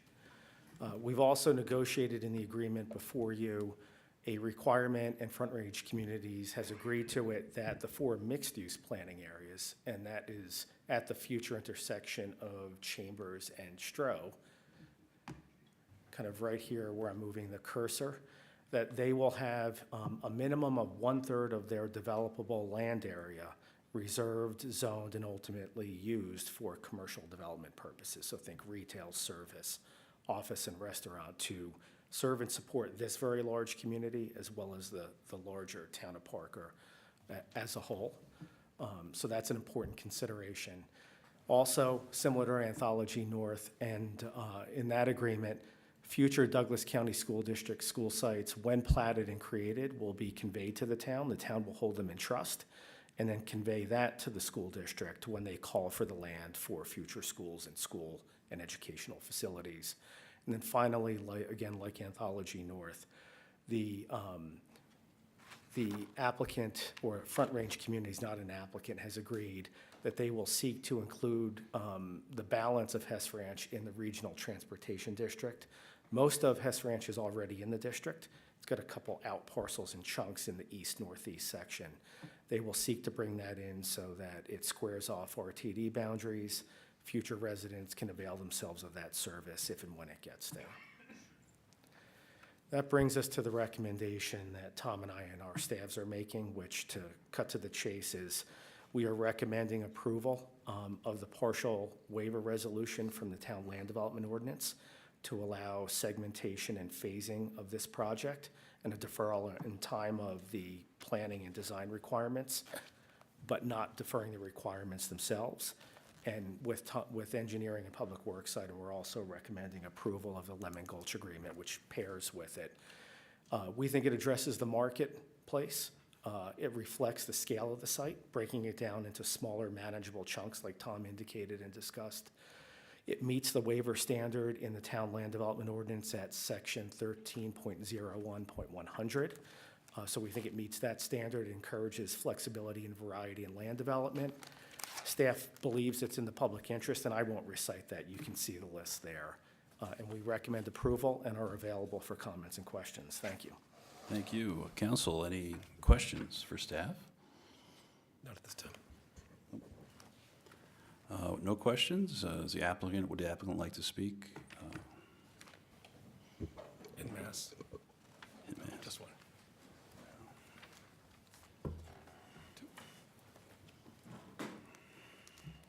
Evening, Mayor Pro Tem, council members. I'm Larry Jacobson with Front Range Communities. With me is Matt Osborne, my business partner. We also have our planning and engineering consultants here to answer any other questions you might have. I wanted to thank John and Tom for their extensive presentation. We really don't have much to add except to say that we've worked really hard on this negotiation, and I think all of the staff has zealously represented the interests of the town, and we're very happy to be here to bring this project to fruition. So, thank you. Great. Any questions for the applicant? Nope. Seeing none, we thank you. And with no questions, I would like to open this resolution up to public comment at 8:49. Any public here to comment on this project? Seeing none, I will close public comment at 8:49, and with that, I will entertain further discussion or a motion on these two items. I'd like to make a quick statement if I could. I'd like kudos to staff and to the vision of the developer and staff together. I think this is a good example of the future development paying its way with conditions to the citizens existing in Parker. Well done. The dendritic system is outstanding. It will save, I believe, our citizens money in the long run, not maintaining miles and miles of closed-off concrete. I appreciate you keeping it open. The school sites coming back to the town, we know they tend to have a vacancy forever. We have a few of them in our town, and there's quite a few in Douglas County that sit. So I think that is a excellent compromise. And then lastly, the dedication of a third to commercial. It's outstanding. I think the one way we battle traffic in this community, we are car-based, but the one way we battle it is to give the needs to the people as close to their home as possible. And the neighborhood center is that answer. So I truly, truly appreciate you making that dedication. I see the foresight. Obviously, I've seen your work before. I appreciate what you bring to the community, and hopefully you'll maintain that level of standard that you've already created in this town. Thank you. Yeah, I think the phased-in approach really kind of helps from a traffic standpoint, because it helps sort of phase in that traffic, and hopefully we can kind of grow with it, not just all of a sudden have a whole bunch of homes that we're trying to figure out what to do with those cars.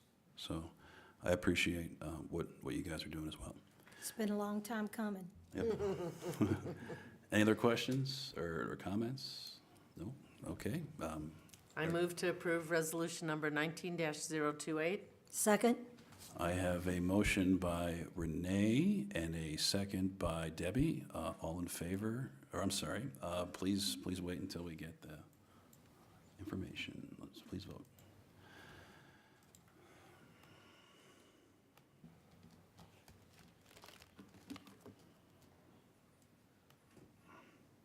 All right, motion passes unanimously, and we have another motion. Sorry, I'm pulling it out. Yep.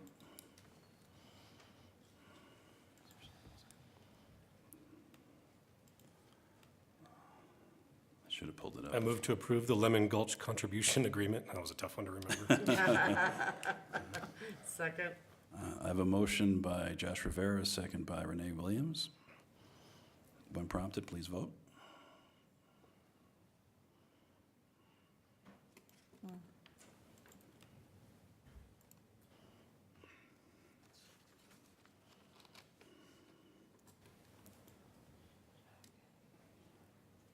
Motion passes unanimously.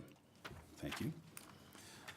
We have another item underneath resolutions, resolution number 19-025, a resolution to approve the model single district and multiple district service plans and model intergovernmental agreement. Kristen.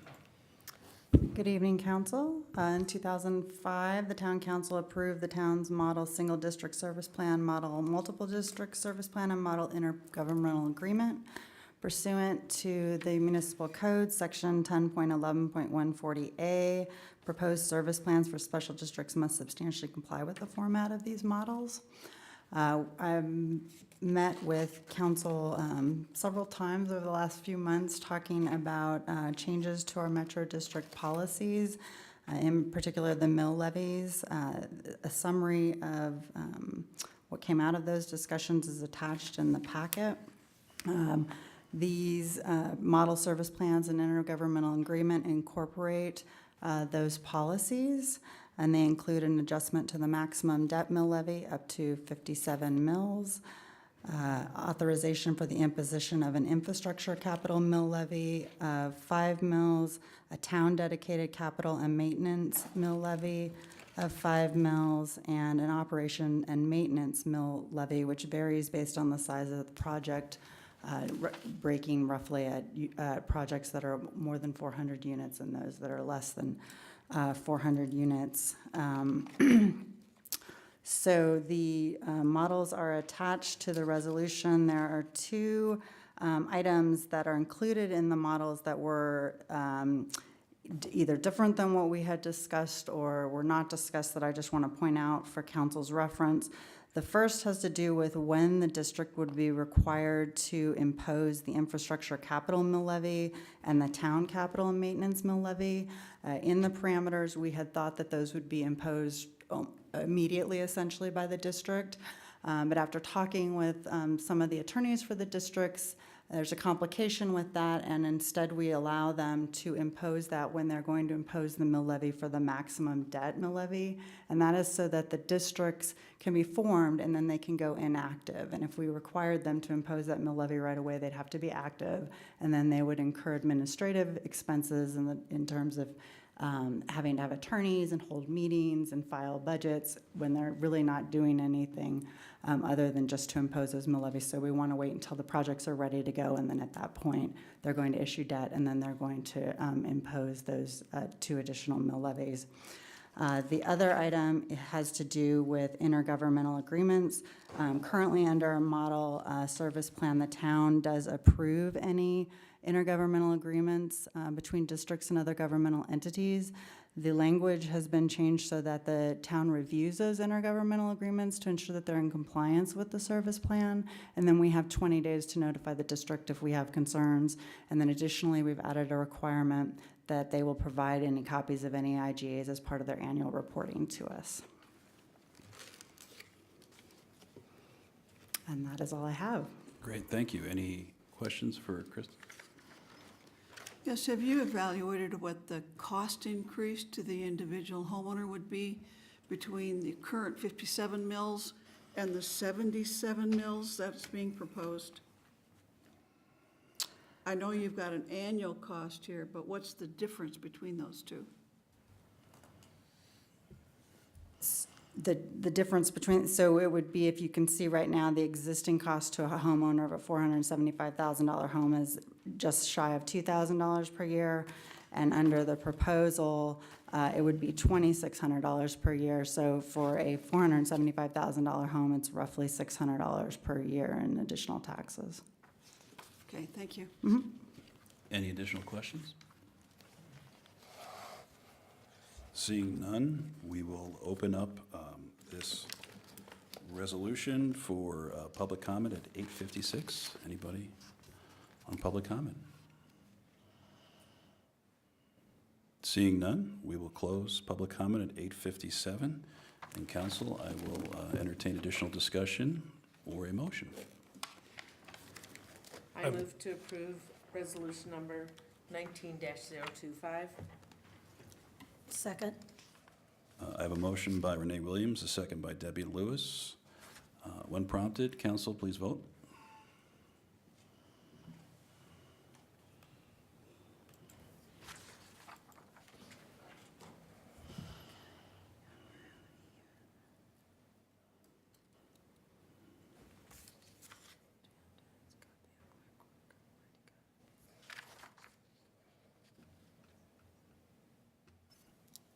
we okay? Oh, I'm debating. I'm really Okay. conflicted on this one.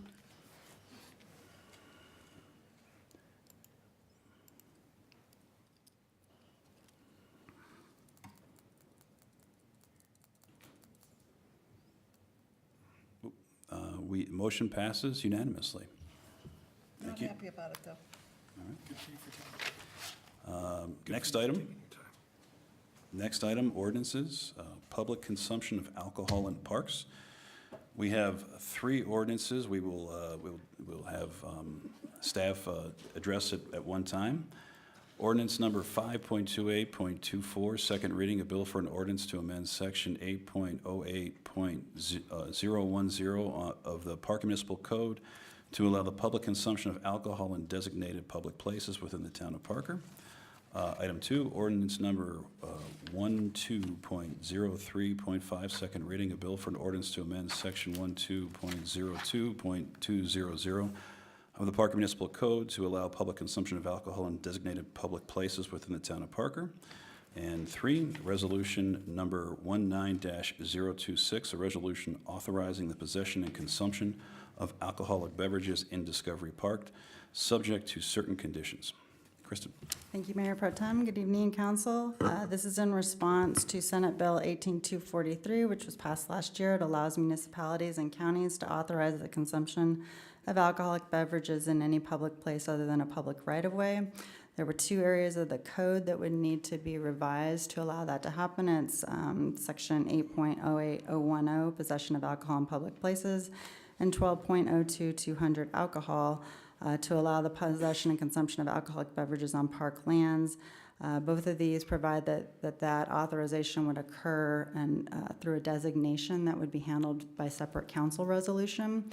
So the third item in your packet is a resolution designating Discovery Park to allow the possession and consumption of alcoholic beverages subject to certain conditions. Those conditions include that it must occur after 4 p.m. until the park closes, and there can be no glass containers. Pursuant to council direction, this is a sort of 1-year pilot program, so the resolution takes effect on Monday, May 27th, that is Memorial Day, and it expires 1 year later, so council would need to take additional action before then to extend the designation beyond that date. Great. Any questions? Just to, sorry, just to clarify or for layman, the ordinances allow us the freedom to grant this, but the resolution truly defines where and when and if we do this, correct? Correct. If you only passed the ordinances and not the resolution, it would, nothing would change. Other than it just gives you the authorization at some point in the future to pick a park or multiple parks and set those by resolution. So with that said, the ordinances still existing don't need to be changed, but if we define or decide later that maybe it doesn't work, or maybe it works somewhere else, we simply have to change the resolution and not go back through and do ordinances. Correct. You could amend the resolution, you could add additional parks, you could prohibit it in all parks until a future council decides they want to designate by So resolution. this evening, we could vote on the 2 ordinances, and we can also ask that the resolution be withdrawn at this time. Yes, you can make that motion and Okay. ask for council action on that. Okay. Any additional questions or comments? To me, as Kristen said, it was just in response to a change in the state law. I know Denver passed something similar last June for all their parks. You know, I guess this kind of goes back to the previous council with respect to Councilmember Pogue and Toborg. You know, how can we dip our toe in the water and see if this would make sense? You know, going to the concerts in the park at Discovery Park. If you take a look a little closely, you kind of see people doing stuff which, if this is passed, that they would then become compliant. So it kind of started there, and started with Denver's ordinance of the entire, and we kind of met at a happy medium. So as Councilmember Rivera indicated, the first 2 ordinances are to set the framework, the 3rd resolution, is to identify where within certain conditions. So with that being said, we will open public comment on this issue at 9:02. Anybody willing to put in public comment? on this? Mr. Mayor Pro Tem, I received, and we all received a Oh. letter from resident Stephen Curtis, former candidate for town council. He desired to be here. He feels strongly about this. He had to be called away on business, but I said I could read his statement if he made one into public record as testimony, so if I may. Yes, sir. Ladies and gentlemen, I am unable to attend this evening's town council meeting as I am out of town for work this week. However, I did wish to forward my comments regarding Resolution 19-026 and request that they be recorded as public comment. The resolution allowing the public consumption of alcohol in Discovery Park as written, I believe, does not adequately consider the fact that the park consists of more than just the space where the concerts are to be held. I believe that what this resolution fails to consider is that the splash park located at the front of the library and Discovery Ice Ribbon are part of this park that younger children and families enjoy throughout the day, including evenings after 4 p.m. when alcohol consumption would now be allowed should this resolution pass as written. I'm aware that when I choose to attend certain events, concerts in the park among them, that my children can and will be exposed to behaviors that would be inconsistent with what they may perceive normal. As a parent, I have the ability to choose whether or not I will allow my children to attend events that are specifically geared towards them, understanding that these behaviors could be witnessed. However, when I take my children to enjoy the splash park or the ice ribbon, I do have the reasonable expectation that these amenities are more family-oriented and therefore consumption of alcohol would not be considered part of the normal. I do believe that as adults, we have the ability to enjoy certain privileges commensurate with our age, and the free will to limit our own consumption to a level that would be considered reasonable. I also know from experience that not all adults enjoy the self-control required to know when enough is enough and fail to control their consumption, leading occasionally to abnormally aggressive behaviors and/or a general loss of inhibitions that I believe have no place in a family-friendly environment. Although the number of adults who lack the ability to control their consumption could be minor percentage, it doesn't change the fact that younger children could be exposed to behaviors that have no place in a family environment and could, in rare but possible cases, get them injured, i.e. being mowed down by an intoxicated adult on the ice ribbon. It is for these reasons that I believe that the consumption of alcohol is inconsistent with the family atmosphere and that these two amenities were originally intended to evoke and ask that the council, atmosphere that these two amenities were originally intended to evoke, and ask that the council amend their resolution allowing the open consumption of alcohol to include only very specific events at Discovery Park. Concerts in the park would be an appropriate event at which the consumption by responsible adults should be allowed. However, every evening after 4 p.m. is too broad to be reasonable and opens potential avenues that could destroy the enjoyment of a number of amenities for families and small children, and perhaps even some adults who choose, for various reasons, not to be around others who are consuming alcohol. I believe that my ask is reasonable, and that by changing the resolution only slightly, town can still allow adults to enjoy themselves as they see fit at appropriate times, which I believe is the intent of the resolution, while maintaining a family atmosphere at the amazing amenities included in Discovery Park. Thank you all for your time and consideration on this matter, and for all you do for the Parker and the fantastic place that we proudly call home. Stephen Curtis, 104 East Ottawa Drive, Parker, Colorado. Great, thank you.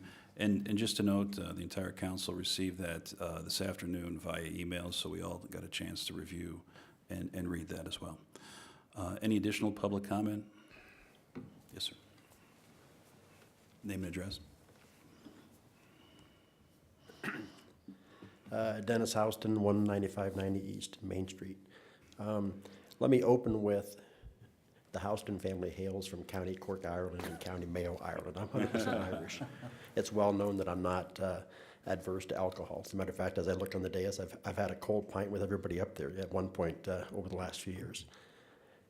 I just think as we look at this, there are some, with every action, there are oftentimes some unintended consequences. And I just think it's worthwhile to maybe take a deep breath and look at what some of these may or may not be.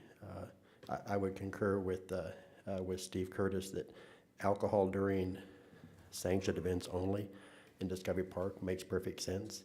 I mean, I attend those events. I've attended other events in other communities, and I think that makes perfect sense to offer that type of thing during events, as opposed to having just a park with open tailgate parties every day at 4 o'clock.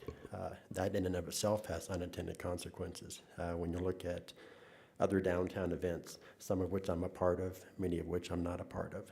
I look at things like Parker Brewfest, Oktoberfest, Wine Walks and Parker Days are a couple of ours. But you look at the adverse effects on a lot of the downtown community events that nonprofits put on to help create that environment for the citizens of Parker. As you look at an area inside of those same zones where people could go and drink free alcohol, if you will, that they bring on site, would have some adverse impacts for those same sources of income that nonprofits have that put on these events in downtown Parker, that then use those profits to do student scholarships, workforce efforts, other things like that throughout the community. Even as you look at the proximity to the Pace Center across the street, there's opportunity there for people to gather early and look at tailgating over there before going to see a comic at the Pace Center or something like that, or some of those unintended consequences. When you look at that proximity to the splash park and the library, it's odd to think that would be something that would be available any day of the year from 4 p.m. on. It makes perfect sense for special events, but to combine a splash park and a very children, family-friendly library with, an open container area, it seems a bit odd to have available year-round. It might be something that would cause a number of unintended consequences, especially when you consider that it's an unsupervised environment. When you have those sanctioned events, there's already supervision that's available to monitor what takes place. So I just encourage you to take a deep breath and think about what might happen. Thank you. So, thank you. Anybody else? Public comment? Seeing none, we will close public comment at 9:10. And council, any additional comments, questions? I would, at this point in Wait, time, Mayor- let me get to it. Mayor Pro Tem, may I make a clarification on your question about the resolution? I think that's where you're going.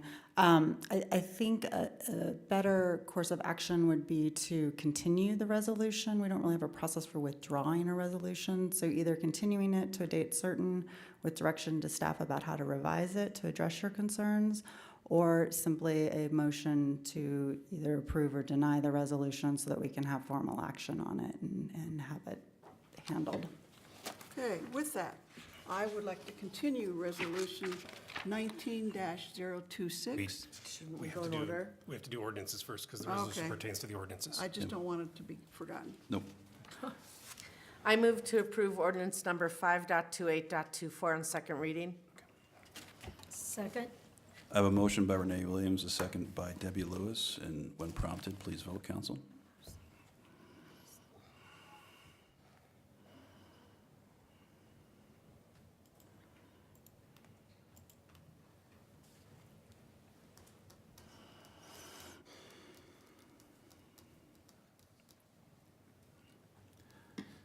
Ordinance passes unanimously.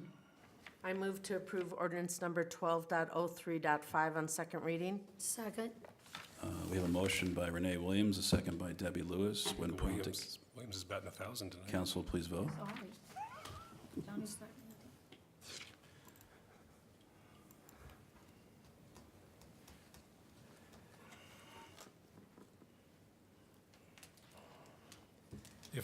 If I may, I have a question for the legal team.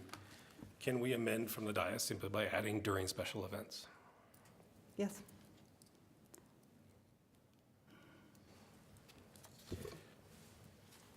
Council, And it would read how? It would read, in the whereas, the fourth whereas, the town council of the town of Parker desires to authorize the possession and consumption of alcohol beverages in Discovery Park during special events, comma, subject to certain conditions. So you're talking about the resolution? The resolution, yes. And we're still voting on are we on the resolution? On the resolution. Okay, On the we're- Yes. resolution. so it would actually need to be a change in section 1.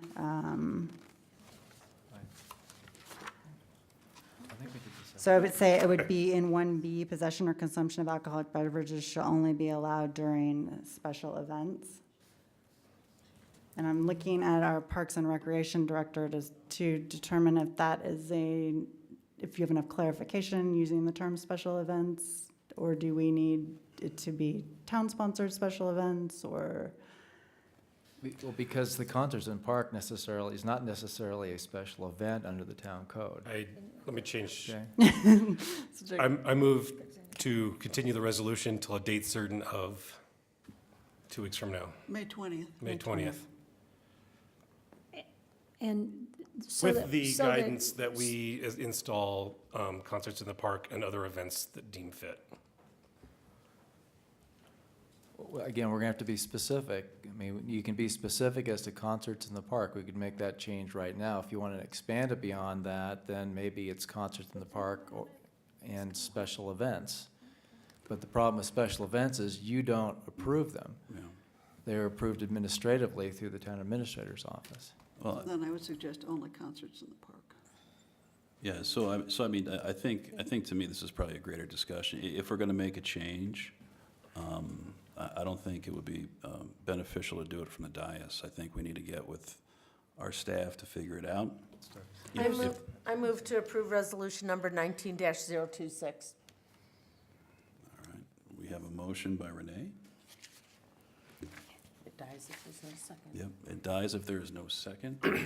Looks like there is no second, so the motion dies. There could be a motion to continue to a date certain and hold a study session on this item at the next study session, which would be Monday. So moved. Second. We have a motion by Josh Rivera, second by Jeff Tobor. Council, when prompted, please vote.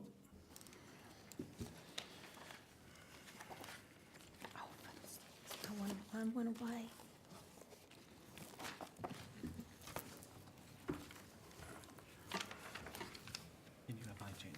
I'm assuming you changed that, we're not approving the resolution, and that's what popped up.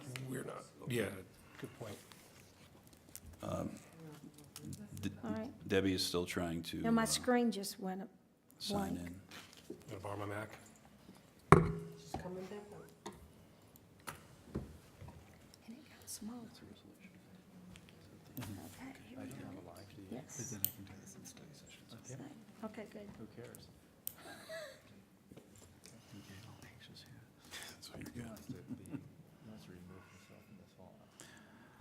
Motion passes unanimously.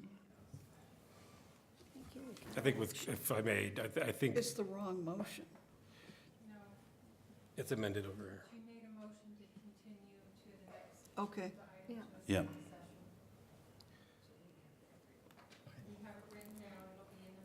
Yeah. Okay. I think if I may, I think the baby steps thing for me. I think we could start with this as a pilot. If it works out well, then maybe we can increase the freedoms. Yeah, I think that is the impetus. All right. So wait a minute, we voted to approve this one? No, clerks, the The clerks. amendment, the Okay, the amendment that continuance. Josh made and Jeff seconded. Okay, that's the one, yeah, just text So, it. so we're clear, it was a motion to continue this resolution until the council meeting of May 20th, but to hold a study session on May 13th. Yes, please. Yep.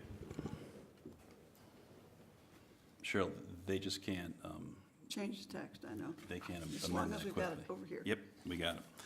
All right, the next item, ordinance number 1.530-B, third reading, a bill for an ordinance submitting 8 ballot questions to the registered electors of the town of Parker at the November 5th, 2019 special election to amend the town of Parker Home Rule Charter. Kristen? Good evening again. As you will recall, at the last council meeting, I had an ordinance 1.530 on second reading that submitted 8 questions for the November 5th, 2019 election. At that second reading, council approved questions 1 through 6, and so you'll see that noted in the ordinance that those were approved by motion on April 15th, 2019 as part of what I called ordinance 1.530A. And so now I'm bringing back on third reading 1.530B, which includes revisions to question 8 that has to do with mayor and town council members' terms of office.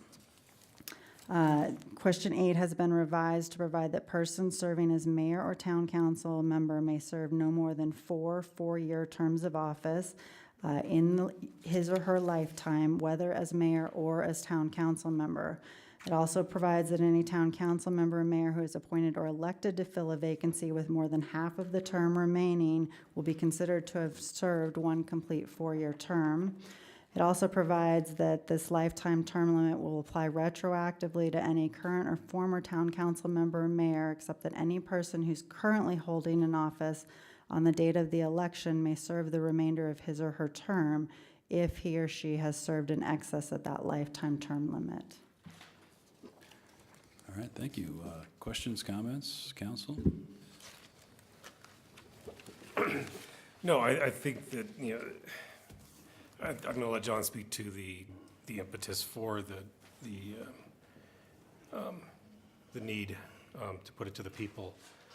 I think the way that it was written before, it allowed somebody to essentially become a lifer and serve 3 terms, and then 3 terms, and then 3 terms, and then into perpetuity or death. And I think this better addresses the want or desire of the people to have some term limits, but still allows us to maintain historic knowledge and activity on very important regional boards and commissions. Yeah, I mean, I'll further Councilmember Rivero's thing. I mean, I brought this forward to council.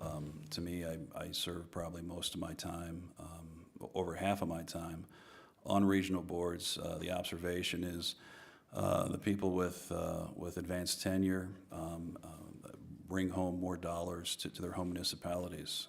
You know, I take a look at Aurora, I take a look at Denver, I take a look at Boulder. They have 3 4-year terms. They have continuity. They have institutional knowledge, which serve continuously, can serve their own municipalities better if you have that continuity. You know, looking at what we're doing, I think, you know, from a transportation standpoint, you know, where I'm at, you know, it seems like we have momentum. I can only imagine as we continue to grow, what the other members here, new members, and future members out there can do if they had the time and desire to serve their town as some of us have or would desire to do for the betterment of the town. And honestly, that's all I have at this point. Anybody else? Seeing none, we will go for public comment at 9:20. Anybody for public comment? Seeing none, we will close public comment at 9:20, and I will take in any additional questions or motions. I move to approve ordinance number 1.530-B on 3rd reading. Second. We have a motion by Josh Rivero, a second by Renee Williams. When prompted, council, please vote.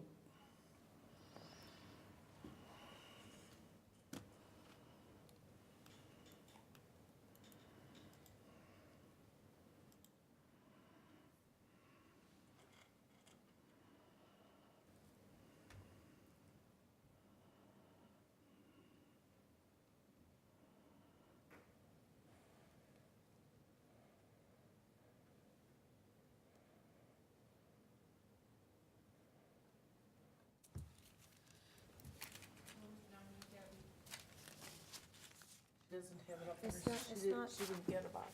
It didn't. Yeah, money, it didn't give me a box. Is it a yes or no vote? Yes.